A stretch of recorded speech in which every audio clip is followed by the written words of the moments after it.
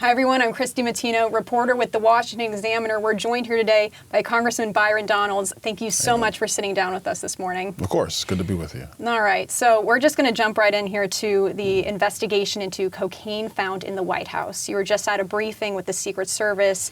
They said this investigation is closed because they can't narrow it down. They said there's no surveillance footage. That didn't go over well with some of your Republican colleagues, particularly Speaker Kevin McCarthy. He came out last night saying the Bidens received preferential treatment. So my question to you, Congressman, two questions actually here. Do you agree with that statement, that the Bidens are receiving preferential treatment? And do you think that this could have been a result of Hunter Biden? Do I think the Bidens get preferential treatment? 100%. Of course they do. And this is a piece of it, but it's emblematic of the overall situation at this point. Look, I think with respect to the bag of cocaine found, can we find another presidential administration where this has occurred?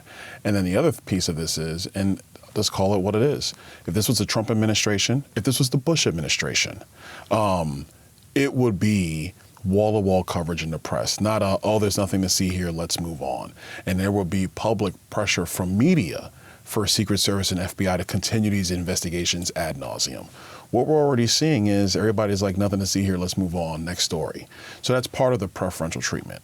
The larger issue is what we're doing in oversight and in judiciary and in Ways and Means Committee, where we are basically have found the information that is not just about cocaine. They've had preferential treatment on their activities for at least a decade now.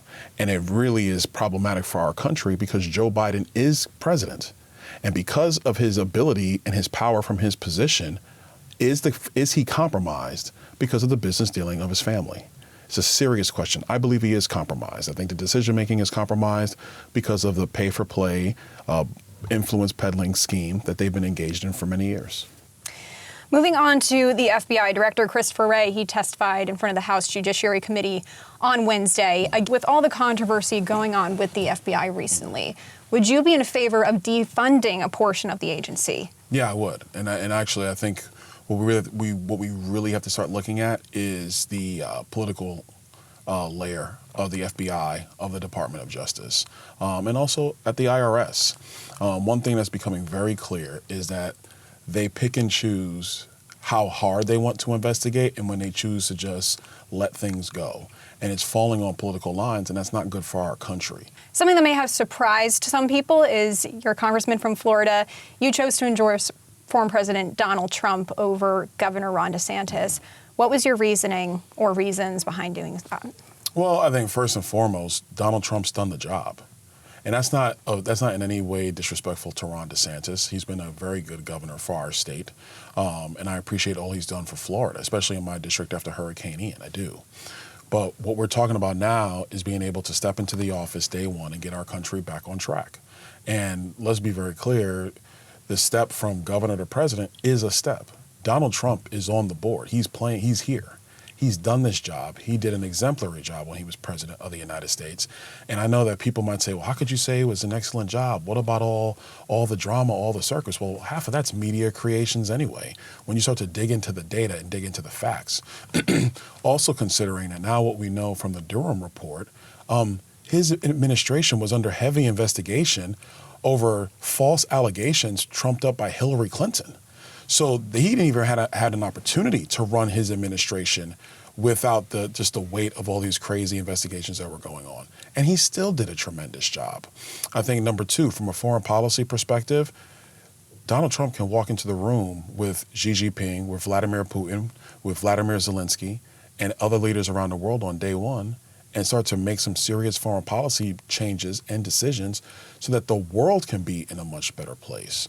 I remember Hillary Clinton said in a debate once that you can't trust Donald Trump with that button. He's going to put us into World War III. Well, look who has us on the brink of World War III. That's Joe Biden.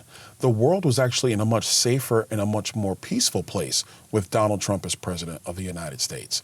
So if you're asking me to choose between somebody who I know can do the job, because I've seen it happen, I've seen it occur, and somebody in Governor DeSantis who I think could do the job, but I haven't seen it materialize yet, and I think it's very possible he could be president, I'm going to go with the thing that I know.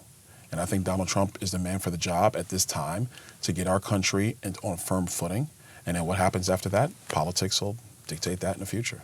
Would you think that if he does receive the nomination, maybe his former supporters who loved his policies but say, I can't deal with this drama, do you think that that could jeopardize Republicans winning in 2024 if he doesn't have that same base of supporters that he had last time? Listen, that's a great question. And what I tell Republicans who are in this posture is, at the end of the day, we have one job, and that's to win back the White House, and it's to get the country back on track. He, in my view, is going to be our nominee. Talking about President Trump, he's going to be the nominee. Now, do we want to go ahead and win, or do we want to put our head in the sands and say, I just can't? Because the only thing that's going to ensure is losing. And I'm not here for that. I'm here to win. All right, Congressman Byron Donalds, thank you so much for sitting down with us again today. Thank you.